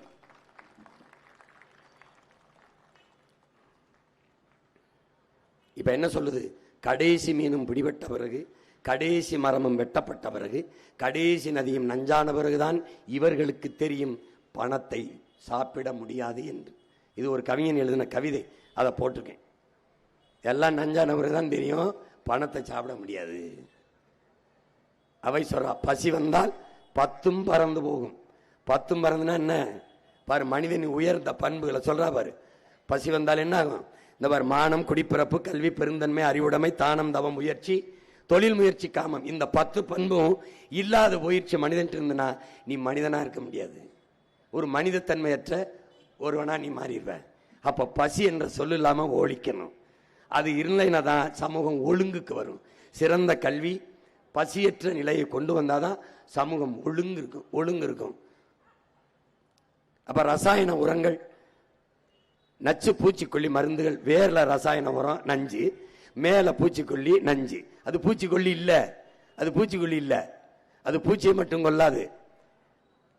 நல்லா பாருங்க, நஞ்சில்லா உணவு அதுவே நம் கனவு. வேர்லையும் வெஸ்த கொட்டி மேல பூவுலையும் வெஸ்த கொட்டினா விளையிறது என்னவா இருக்கும்னா அறிவு சமூகம் சிந்திச்சு பார்க்கணும். அப்ப நஞ்சு எப்படி நஞ்சு? இங்க பாருங்க, நீங்க கவனிங்க, நான் அதை தனியா காட்டுவேன். இந்த பிறக்கும் போது குழந்தைக்கு புற்றுநோய் வருது. ஏன்? பிறந்த குழந்தைக்கு வருது, 3 வயசு குழந்தைக்கு வருது. ஏன் வருது? அது சாராயம் குடிக்கலையே, பான்பராக் போடலையே, புகையிலை போடலையே, சுருட்டு பிடிக்கலையே, சிகரெட்டு பிடிக்கலையே. எப்படி வந்துச்சு? தாய்ப்பாலை தவிர எதுவும் உண்ணாத குழந்தைக்கு எப்படி புட்டு வந்துச்சு? தாய்ப்பால் நஞ்சாயிருச்சு. தாய்ப்பால் நஞ்சாச்சு, தாய் சாப்பிட்ட உணவு நஞ்சாயிருச்சு. அந்த கிருஷ்ணுன்னு ஒரு பையன் கள்ளப்படத்தில் கதாநாயகன் நடிச்சான். கள்ளப்படம்னு ஒரு படம், நல்லா உடற்பயிற்சி செய்யற பிள்ளை. அவனுக்கு நாக்கில் புட்டு வந்துருச்சு. என்னன்னு சோதிச்சா அவன் எந்த கெட்ட பழக்கம் இல்லை. ஏன் வந்துச்சுன்னா, பச்சை காய்கறி தின்றுருக்கான். வெண்டைக்காய், கேரட்டு இதுல சாப்பிட்டுருக்கான். எதுக்கு? உடல் நல்லா இருக்கும்னு. பச்சை காய்கறி விஷமானதால் நாக்கில் புற்று. அண்ணன் சத்தியம் பேசுறேன், வேணா தேடிப்பாரு. நான் போட்டு காட்டுறேன்னு நினைச்சேன், போட்டு காட்டுறேன் பாரு. அப்ப என்ன பண்றேன்? கீழையும் நஞ்சில்ல, மேலையும் நஞ்சில்ல. அது பூச்சிக்கொல்லி இல்லை. என் உடன் பிறந்தவனே, ஜெர்மன்ல இருந்து ஒரு அம்மா வருது. நம்ம அப்பா நம்மளோட பேசிக்கிட்டு இருக்கு. ஆழ்வார், இது என்னன்னு கேக்குது. இது பூச்சிக்கொல்லி. அப்படியா? எடுத்து குடியுங்குது. நம்ம அப்பா சொல்றாரு, இந்த பொம்பளை நம்மள கொல்ல விடா பாக்குது, அதை குடிச்சா நான் செத்து போயிருவேன்றாப்ல அப்பா. அப்ப எப்படி நம்மால அது பூச்சிக்கொல்லின்னு சொன்னேன்? அது உயிர்கொல்லி நம்மாழ்வார். அது பூச்சிக்கொல்லி இல்ல, உயிர்கொல்லி. அதை எலி மருந்துங்கிற, எலிய மட்டும் உங்களை அதை சாப்பிட்டா நீனும் செந்துருவ. பூச்சிக்கொல்லிங்கிற, நீ சாப்பிட்டா நீ செத்துற. அப்படின்னா அது பூச்சிக்கொல்லி இல்ல, எலிக்கொல்லி இல்ல, உயிர்கொல்லி. உயிர்கொல்லி. இங்க பாரு. அப்ப கொடிய நஞ்சை நீ என்ன செய்யற? வேர்ல கொட்டுற. கொடிய நஞ்சை பூவுல கொட்டுற. இது ரெண்டையும் இல்லாம ஒழிச்சிடறேன். இயற்கை வேளாண் முறைக்கு வந்துடுறேன். வேளாண்மைக்கு வர என்ன பண்ணுவேன்? நான் தான் ஆடு மாடு வச்சிருக்கேன், கோழி வச்சிருக்கேன், கழுத பண்ண வச்சிருக்கேன், பன்னி வச்சிருக்கேன். இந்த எருக்கள் மக்கிய இலைதலை கழிவு இந்த குப்பை கிடங்கு வச்சிருக்கேன், அதுல இருந்தான் பயாக்கஸ் எடுக்கிறேன், கீழே மடிகிற அந்த மண்ணை எடுத்துட்டு போய் என் நிலமெல்லாம் கொட்டி ஒரு சொட்டு ரசாயன உரம் இல்லாது நஞ்சில்லாத உணவை ஆர்கானிக் ஃபுட்டுங்கிறிய இயற்கை வேளாண்மைங்கிறிய அதை செஞ்சிடறேன். நீ வந்தாவா வரலைன்னா போ, நான் செய்கிறேன். இந்த வேளாண்மையை முன்னிறுத்துற நிலையான பொருளாதாரம், அங்கதான் நிலையான பொருளாதாரம். ஏன்னா எப்பவுமே உணவுப் பொருளுக்கான தேவை இருந்துகிட்டே இருக்கும். எப்பவுமே பசின்னு இருக்கிற வரை வெள்ளரிக்காய், வெண்டைக்காய், கத்தரிக்காய், சோரக்காய், பால், முட்டை, நெய், தயிர், முருங்கைக்காய், புடலங்காய், பாவக்காய், இந்த அரிசி, பருப்பு, எண்ணெய், இந்த குதிராவளி, சாமை, திணை, இதுக்கான தேவை இருந்துகிட்டே இருக்கும். அது என்னது? நிலையான பொருளாதாரம், பிக்சட் எக்கனாமி. அங்க என்ன பண்ணிடுறேன், நான் போய் நின்றுறேன். இவன் என்ன பண்றான்? காரை ஏற்றுமதி செஞ்சு வெங்காயம், பருப்பு, சோறை இறக்குமதி செய்யறான். நான் என்ன செய்யறேன்? காரை இறக்குமதி செஞ்சுட்டு சோறை ஏற்றுமதி செஞ்சிடறேன். இங்க பாரு, பில்கேட்ஸ் இவன் பேர், இவன் யாரு? சாப்ட்வேர் இண்டஸ்ட்ரி, கணினி பொறியியல இவன் தான் பிதாமகன். சாப்ட்வேர் இண்டஸ்ட்ரியினுடைய கணினி துறையில இவன் தான் பெருங்கோடீஸ்வரன். 2,76,000 ஏக்கர்ல அமெரிக்கால விவசாயம் பார்க்கிறான். சிரிக்கிறியா? நீ தேடி பாரு, பேக்குறான். இது அவன் நிலம் தான், அது 2,70,000 ஏக்கர்ல பாக்குறான். அவன்கிட்ட கேட்கிறாங்க, ஏன் பில்கேட்ஸ் நீங்க போய் விவசாயம் பார்க்குறீங்கன்னு? அங்கதான் நிலையான பொருளாதாரம் இருக்கு, அங்கதான் எல்லாருக்கும் வேலை கொடுக்க முடியுங்கிறான். எல்லாருக்கும் வேலை கொடுக்க முடியும், அதைத்தான் சொல்றேன். எல்லாருக்கும் வேலை தரேன்றேன். புரியுதா? தரேன்றேன். அப்புறம் நான் சொல்லுவேன்ல, என்ன வேலை பார்க்கிற? சாப்ட்வேர்ல வேலை பார்த்தாலும் சாப்பிட்டு போய் தான் வேலை செய்யணும். நான் சொன்னது பில்கேட்ஸுக்கு தெரியுது. சாப்ட்வேர்ல வேலை செஞ்சாலும் சாப்பிட்டு போய் தான் வேலை செய்யணும். அதனால நம்ம விவசாயம் செய்யணும். விண்வெளிக்கு விண்கலத்தை ஏவுவார் விஞ்ஞானி. விஞ்ஞானிக்கு சாப்பாடு எங்க அப்ப விவசாயி தான் அனுப்பணும். சந்திர மண்டலத்துக்கு சந்திராயனை அனுப்புவார் யாரு? சயின்டிஸ்ட். சயின்டிஸ்டுக்கு சாப்பாடு எங்க அப்ப சம்சாரி தான் அனுப்பணும். புரிஞ்சிருச்சா? Do you understand? இதுக்கு மேல பாடம் நடத்த முடியாது தம்பி, பார்த்துக்க. இப்ப நாட்டின் பொருளாதார வளர்ச்சியை எப்படி கொண்டு வர? எல்லாருக்கும் அங்கதான் வேலை இருக்கின்றாரு. அதை நான் என்ன சொல்றேன்? படித்தவன் படிக்காதவன் அனைவருக்கும் அரசு வேலை கொடுத்துறேன்ற. இனி படிக்காதவனே இல்லை என்ற நிலையை உருவாக்கிடுவேன். அது வேற. ஏன்னா கட்டாய கல்வி, காசுலா கல்வி, கட்டணமில்லா கல்வி கொண்டு வந்துடுறேன். அப்ப படிக்காதவனுக்கு என்ன வேலை கொடுப்ப? இங்க வரு, நீ கரும்பை வெட்டுறதுக்கு கல்வியாளன் தேவையில்லை, கரும்பு ஆலையில காய்ச்சறதுக்கு படிச்சவன் தேவையில்லை, எத்தனை டன் வெள்ளம் காய்ச்சிருக்கேன் என்றதுக்கு படிச்சவன் தேவை. எத்தனை டன்னை உள்ளூர் உணவு தேவைக்கு, வெளிமாநில தேவைக்கு, வெளிநாட்டுக்கு ஏற்றுமதி செய்கிறேன் என்பவனுக்கு கணினி படித்தவன், சாப்ட்வேர் படித்தவன், MBA MSc படித்தவன் எல்லாரும் தேவைப்படுறான். அப்போ ஒரே இடத்தில் படித்தவன் படிக்காதவன் அனைவருக்கும் அரசு வேலை கொடுக்கிறேன். இப்ப வயிறை சரி பண்ணிட்டேன். ஏன்னா நானே விவசாயம் பண்ணிட்டேன், பசி உனக்கு இருக்காது. நானே என்ன பண்றோம், நம்மளே முல்லை, குறிஞ்சி, மருதம், நெய்தல், அங்காடின்னு அரசே சந்தையை திறந்துருது. தூய பொருள், நல்ல பொருள்களை, தரமான பொருள்களை சரியான அளவில் தன் நாட்டு குடிகளுக்கு கொடுக்குது. ஏன் கொடுக்குது? இவர்கள் இந்த நாட்டின் செல்வங்கள், என் தேசத்தின் மக்கள், என் சொந்தங்கள் என்று நாடு நேசிக்குது. அதனால தமிழ் தேசிய அரசு நேசிக்குது. அதனால என்ன செய்யுது? அரசே கொடுத்துருது. சேலத்தில் தக்காளி 10 ரூபாய்னா ஈரோட்லையும் 10 ரூபா தான், ராமநாதத்திலையும் 10 ரூபா தான், சிவகங்கையிலையும் 10 ரூபா தான். ஏன்னா அந்த விலையை தீர்மானிக்கிறாரு வேளாண் பெருங்குடி மக்கள். அங்க வேளாண் துறைக்கு கீழே ஒரு குழு இருக்கும். இப்போ சேலத்தில் 4 பேர், ஈரோட்டில் 4 பேர், கள்ளக்குறிச்சி 4 பேர், இப்படி வேளாண் துறையில் வல்லுநர்களை கூப்பிட்டு வேளாண் துறைக்கு கீழே ஒரு குழு இருக்கும், அமைச்சகத்துக்கு கீழே. அதை ஆய்வு செய்து சொல்லும், இந்த முறை தக்காளி 15 ரூபாய்க்கு விற்கலாம், இந்த முறை கரும்பு தட்டை 20 ரூபாய்க்கு விற்கலாம், இந்த முறை பால் லிட்டர் 10. அதைத்தான் அரசு பரிந்துரைச்ச உடனே அதை செயல்படுத்தும். புரியுதுன்னு நினைக்கிறேன். ஏன் இப்படி செயல்படுத்துது? மக்களின் அரசு, மக்களுக்கான அரசு. மக்கள் என்ன சொல்றானோ அதை தான் செய்யும். இங்க பாரு, அடுத்து வயிறு முடிஞ்சு, பசி இல்லாம ஒழிச்சிட்டேன். நீ நம்ப ஒழிச்சிடலாம். பால் இருந்தா பசி இருக்காது. பால் முழு உணவு. ஒரு 1/2 லிட்டர் பாலை குடிச்சுன்னு வச்சுக்க பசிக்காது. இல்லைன்னா மோரை குடிச்சுன்னு வச்சுக்க பசிக்காது. வெறும் தயிரை சர்க்கரை பொடி சாப்பிட்டுன்னு வச்சுக்க பசிக்காது. வேணா சோதிச்சு பாரு. பால் முழு உணவு. தாயின் மார்ல நீ பால் தான் குடிச்ச, கழிவு வந்துச்சு. வேற எந்த திறமை, இளநீரோ பழச்சாரோ எது குடிச்சாலும் உனக்கு கழிவு வராது, மோசம் வராது. பால் குடிச்சா அவர் ஏன் முழு உணவு. பசிங்கிற சொல்லை ஒழிச்சிருவேன். உன் மகன் நீ நம்பு. இது என் இங்க பாரு, எனக்கு அறிவுப்பால் ஊட்டிய என் தாய் தமிழ், என் உயிர்ப்பால் ஊட்டிய என் தாய், என் உயிருக்கு மேலாக நான் நேசிக்கிற என் தலைவன் பிரபாகரன் மீது ஆணையிட்டு சொல்றேன், நான் செய்வேன். நீ நம்பு. அடுத்து என்ன பண்றேன்? நீர் படுத்துட்டேன், வயிறு காட்டிட்டேன், உயிருக்கு வரேன். நோய் நாடி நோய் முதல் நாடு எது நிற்க வாய் நாடி வாய் பேச்சுன்னு நம்ம பெருமகன் சொல்றாரு. நம்முடைய எதுன்றது மருந்தில்லா உணவே மருந்து. மருத்துவம் தேவைப்படாத ஒரு நோயற்ற சமூகத்தை உருவாக்குவது உங்க மகனின் கனவு. உங்களுக்கு புரியுதுன்னு நினைக்கிறேன். ஆனால் எப்படி பண்ற? இருக்கிற நோயை குணப்படுத்த என்ன பண்றேன் பாருங்க. ஆகச்சிறந்த மருத்துவத்தை உங்க மகன் கொடுத்துறேன், உங்களுக்கு கட்டணம் இல்லாம கொடுத்துறேன். தனியார் மருத்துவமனையில் என்ன தரம் இருக்கும் நீ நினைக்கிற, அதை தாண்டேன். எப்படி தரம் உயர்த்துறேன்? சட்டம் போடுவேன். வந்த உடனே முதலமைச்சர், அமைச்சர், பாராளுமன்ற உறுப்பினர், நாடாளுமன்ற சட்டமன்ற உறுப்பினர், மாமன்ற உறுப்பினர், அரசு அதிகாரிகள், IAS, IPS, ஆசிரியர் பெருமக்கள் யாராக இருந்தாலும் அரசு மருத்துவமனையில் படுத்துத்தான் மருத்துவம் செய்யணும். இல்லை என்றால் உங்களுடைய சம்பளம் எவ்வளவு? 1,50,000 துண்டிக்கப்படும். நீங்க தான் படுக்கணும். நீ அரச மதிக்கல, அவமதிக்கிற, அதுக்கு தண்டம் 50,000. 2 லட்சமா 1 லட்சத்தை துண்டிச்சிருவேன். தொடர்ந்து அந்த தவறை செஞ்சுன்னு வச்சுக்க, கல்வி சான்றிதழை வாங்கி செல்லாதன்னு கையெழுத்து போட்டு டிஸ்குவாலிஃபை பண்ணி விட்டுருவேன். நீ சேட்டையெல்லாம் பண்ண முடியாது தம்பி, ஏன்னா நான் பெரிய சேட்டைக்காரன். நீ எனக்கு ஆட்டம் காட்ட முடியாது. நிறைய அக்கிரமங்களையும் அநியாயங்களையும் பார்த்து பல 100 ஆண்டுகளாக என் இனம் தாங்கி வந்த வலியை நெஞ்சில சுமந்தி அந்த மொழியை உனக்கிட்ட கடத்துறேன். கவனிச்சுக்க. மருத்துவர்கள் தேவையற்ற சமூகம்தான் ஆரோக்கியமான சமூகம். அந்த சமூகத்தை உருவாக்கணும்னு நினைக்கிறேன். நோயற்ற சமூகமாக மாறி. இது என்னது? இது தனியார் மருத்துவமனை. இதன் தரத்தை பாரு, படுக்கையை பாரு. நம்ம அரசு மருத்துவமனை பாரு, படுக்க இடம் இல்லாம எப்படி கிடக்கிறான்னு பாரு. தலைவர்கள் அரசு மருத்துவமனையை பயன்படுத்துறது இல்லை, தனியார் மருத்துவமனைக்கு போயிடுறாங்க. ஏன் அரசு மருத்துவமனை தரமா இல்லை? எப்படி? ஒரு மாசத்துல சாகிறவன் 1 வாரத்தில் செத்துருவான்.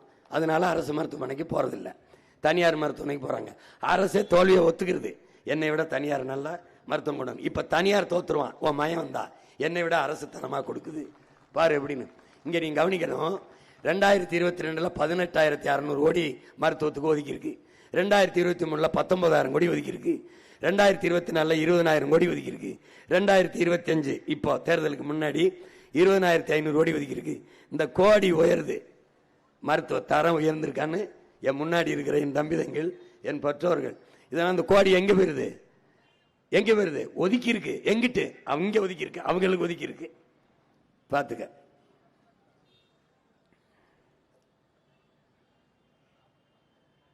இதுதான் அரசு மருத்துவமனை. நான் நிறைய காட்டல, எப்படி இருக்குன்னு பாத்துக்க. பிணவரை மாதிரியும் கழிவறை மாதிரியும் இருக்கும். இதை மாத்துறேன், இதை அப்படியே மாத்துறேன். ஒரு கனவு மாதிரி உனக்கு மாத்தி படைக்கிறேன். இந்த ஒரு பழுதடைந்த சிஸ்டம், இந்த ஒரு கழிவறை, குப்பை, மருத்துவமனையே வளாகமே சுகாதாரமற்று இருக்கு பாரு. குரங்கு உள்ள போய் கடிச்சு விட்டுருச்சு, எலி கடிச்சு விட்டுருச்சு பிறந்த குழந்தைய. பார்த்திருப்ப, நீ நம்ப மாட்டாதனால போட்டு காட்டுறேன். குரங்கு உள்ள போய் எலி கடிக்குதியா பிறந்த குழந்தைய, அவ்வளவு. இது தனியார் மருத்துவமனை.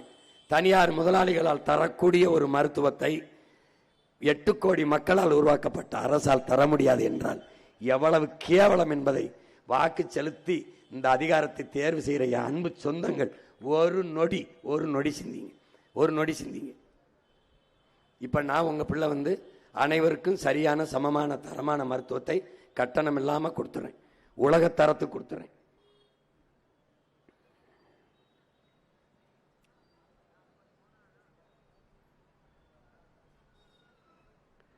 தமிழ்நாட்டு அரசு பல்நோக்கு மருத்துவமனை. நீ முத்திரை பாரு, இதுவரைக்கும் இருந்த தமிழ்நாட்டு முத்திரையவே உன் மகன் மாத்திடுறேன். யாரவன் உட்கார்ந்துருக்கவன்? யாரு? வள்ளுவன். தமிழ் பேரினத்தின் பெருமை மிகு அடையாளம் வள்ளுவன். உலகம் முழுக்க கொண்டாடக்கூடிய ஒரு பொறுமதையை தந்த பெருமகன் வள்ளுவ பெருமகனார். என்ன சொல்றான்? காவிரி தென்பண்ணை வாளாறு தமிழ் கண்டதொரு வையை பொருணை நதி என மேவிய பல ஆறு ஓடி மேனி செழித்த தமிழ்நாடு, கல்வி சிறந்த தமிழ்நாடு, புகழ் கம்பன் பிறந்த தமிழ்நாடு, வள்ளுவன் தன்னை உலகினுக்கே தந்து வான்புகழ் கொண்ட தமிழ்நாடு. அந்த வள்ளுவனை தூக்கி தமிழ்நாட்டு அரசு முத்திரையில் வச்சேன். பனை என்னுடைய தேசிய மரம், அதை நினைன்னு வச்சேன். காலை என் உழவனினுடைய உடன் பிறந்த நண்பன் உறவு, அவனை தூக்கி வச்சேன். என் செல்வம். 2 பக்கமும் கதிர் வச்சேன். கதிர் கீழே புளிய வச்சேன். ஏன்னா உங்களுக்கு தெரியும் எதுக்குன்னு. இப்போ அவன் தாய்க்கு முடியல, அது வீட்டின் தாய் இல்ல, நாட்டின் தாய், தந்தை, தேசத்தின் தந்தை. அரசே ₹1 1 கோடி மருத்துவமனைக்கு தரமா கொடுத்துருது. நீ அதை பத்தி கவலைப்பட வேண்டியதில்லை. நீ அழைச்சு சொன்னா போதும், நாங்களே உயிர் காக்கும் ஊர்தியில் கூட்டிட்டு வந்து பண்ணுவோம்.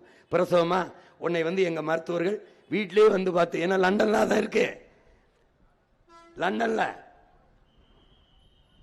இங்க என்ன கவனிக்கணும்னா, மருந்தில் தரம் இருந்திருந்தால் மருத்துவமனைகளின் எண்ணிக்கை குறைஞ்சிருக்கும். மருத்துவத்தில் தரம் உயர்ந்திருந்தால் மருந்து கடைகளின் எண்ணிக்கை குறைஞ்சிருக்கும். ஆனால் ரெண்டும் கூடிக்கொண்டே போகுதுன்னா இந்த நாடு நோயுற்ற சமூகமாக, நோயாளிகள் நிறைந்த நாடாக பெருகிக்கொண்டே போகுது என்று அர்த்தம்.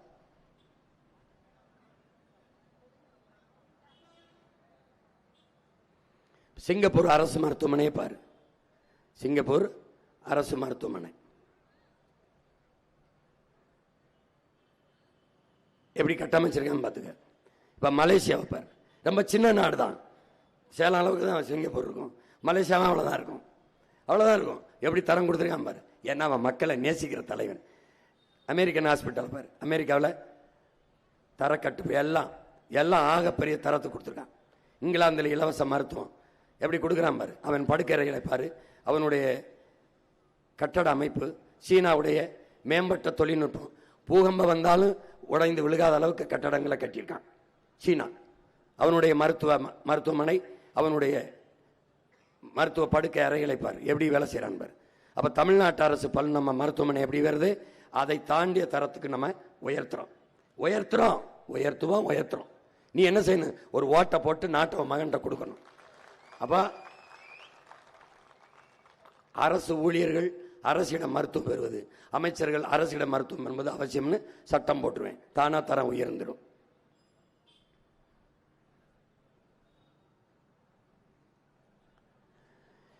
அந்த மீறினால் நான் சொல்றேன் பாரு, உன்னுடைய வருமானத்தை துண்டிச்சிருவேன். அரசு தானே சம்பளம் கொடுக்கணும், நோன்றும்.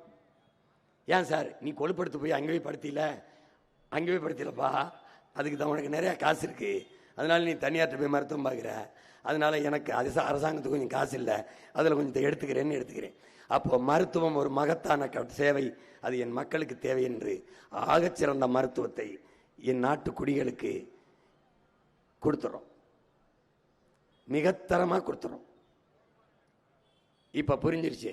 இப்ப இன்னும் என்ன சொல்லணும், நான் உயிர் வரை கொடுத்துட்டேன், இனி அறிவு கல்வி எப்படி கொடுப்பேன்னு சொல்லணும், அப்புறம் வேலை எப்படி கொடுப்பேன்னு சொல்லணும், வளர்ச்சி எப்படி கொண்டு வருவேன்னு சொல்லணும். அது இங்கே சொல்ல முடியாது, நேரம் இல்லை. ஏன்னா இவ்வளவு நேரம் நான் இன்னொரு ஊருக்கு போகணும், மீதியை வேற ஊர்ல இதே மாதிரி போட்டு காட்டுறேன். நீ வலையொலியில லேட்டஸ்ட் சீமான் ஸ்பீச்னு போர்டு வரும், அதை பார்த்துட்டு என்ன பண்ணும், லைக் போடாத, அண்ணனுக்கு ஓட்ட போடு. புரியுதா? இது நான் யாரை நம்பி செய்யறேன், உங்களை நம்பிதான். இதை பார்த்துட்டு நீங்க அப்படியே போகாம, நீங்க படம் பார்த்தா எப்படி கதை சொல்லுவீங்க, என்ன மாதிரி கதைடா, எப்படி தெரியுமா பாட்டு, அது மாதிரி என்ன சொல்லணும். சீமான் ஒருத்தர் வந்திருக்கான், அவன் சொல்றான், அந்த மாதிரி சொல்றான், அவன் இப்படி சொல்றான்ப்பான்னு சொல்லி அவனுக்கு ஒரு தடவை தான் ஓட்டு போடுவோமாப்பா, ஒரு தடவை ஓட்டு போடுமே. கருணாநிதி ஆட்சியில் வாழ்ந்துட்டோம், ஜெயலலிதா ஆட்சியில் வாழ்ந்துட்டோம், ஐயா ஸ்டாலின் ஆட்சியில் வாழ்ந்துட்டோம், ஐயா எடப்பாடி ஆட்சியில் வாழ்ந்துட்டோம். இந்த பயலுக்கு தான் ஒரு தடவை கொடுத்து அவன் ஆட்சியில் தான் வாழ்ந்து பார்ப்போமே, என்னதான் நடக்குது. இவங்களோட வாட கேவலமா ஆட்சி நடத்தின போறான், ஒரு நம்பிக்கை தானே. போட்டு ஒரு தடவை போட்டுத்தான் பாரு, நீ போட்டுத்தான் பாரு. உலகத்தின் தலை சிறந்த நாடாக மாத்தி படைப்பேன். கோடி கனவு கொண்டோம், அதை கூடி நிறைவேற்ற ஓடி வாருங்களேன் அன்பு சொந்தங்களே. ஒரே ஒரு வாக்கை, உங்கள் வாக்கை, மதிப்புமிக்க வாக்கை எங்களுக்கு தாருங்கள் என்றுதான் உங்கள் அன்பு பிள்ளைகள் கையேந்தி நிற்கிறோம். நாங்கள் கையேந்தி நிற்பது வாக்குக்காக மட்டுமல்ல, வருங்கால தலைமுறை பிள்ளைகளின் வாழ்க்கைக்காக என்பதை நீங்கள் புரிந்து கொண்டு, இந்த தேர்தல் களத்திலே இதை தேர்தல் களம் என்று உங்கள் பிள்ளைகள் பார்க்கலை, புரட்சிகர அரசியல் மாறுதலுக்கான போர்க்களமாக பார்க்கிறோம். எங்களுக்கு துணை நிற்க வேண்டியது என் அன்பு மக்களே, மாற்றத்தை விரும்புகிற, நல்ல அரசியலை விரும்புகிற, நல்ல ஆட்சியை விரும்புகிற என் அன்பு சொந்தங்கள் எல்லோரும் செய்ய வேண்டிய ஒரு வரலாற்று கடமை, கால பொறுப்பு என்பதை உணர்ந்து நீங்கள் உங்கள் மதிப்புமிக்க வாக்கை உங்கள் பிள்ளைகள் எங்களுக்கு தந்து வெற்றி பெற செய்யுங்கள்.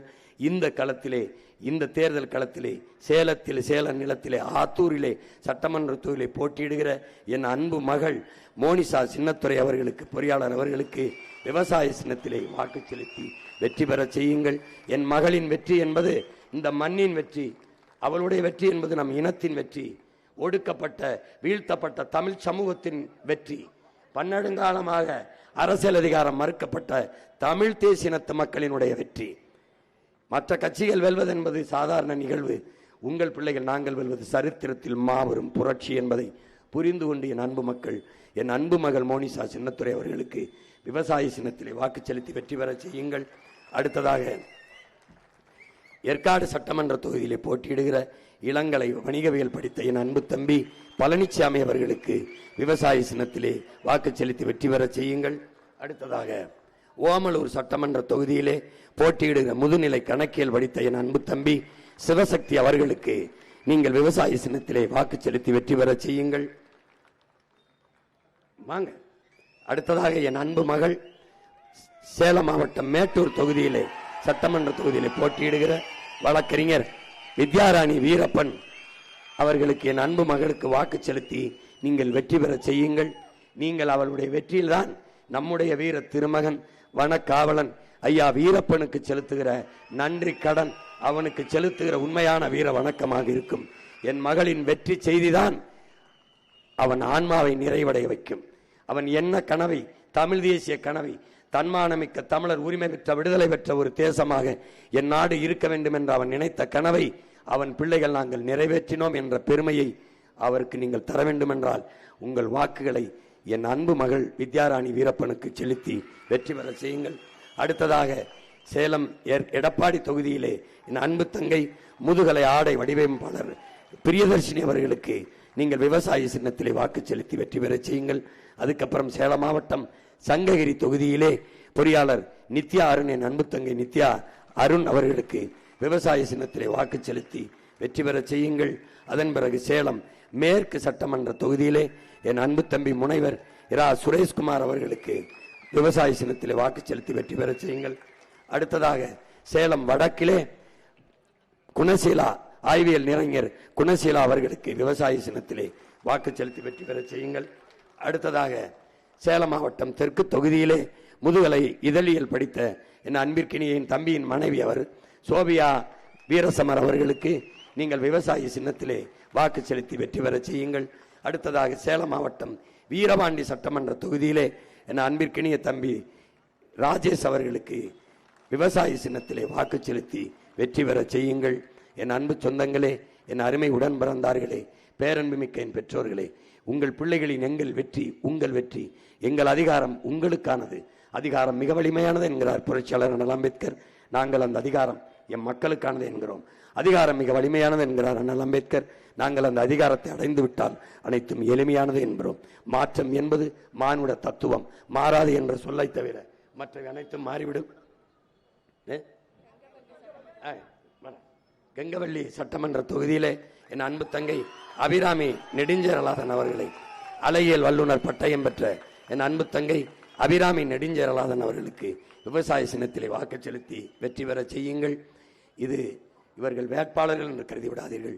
தேசிய விடுதலையின் புரட்சிகர அரசியல் படையிலே முன்கள போராளிகள் என்பதை நினைவில் வைத்துக் கொண்டு வெற்றி பெற செய்யுங்கள். புரட்சி எப்போதும் வெல்லும். உங்கள் பிள்ளைகள் எங்களின் வெற்றி அதை சொல்லும். எங்கள் இலக்கு ஒன்றுதான், இனத்தின் விடுதலை. இனம் ஒன்றாவோம், இலக்கை வென்றாவோம். தமிழ் தாய் வாழ்க, தலைவர் பிரபாகரன் வாழ்க, நாம் தமிழர்.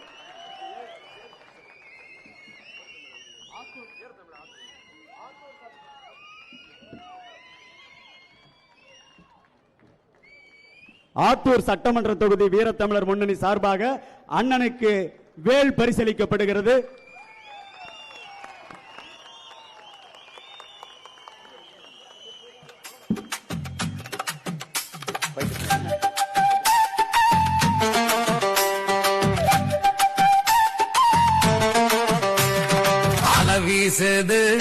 அலவீசது சீமான்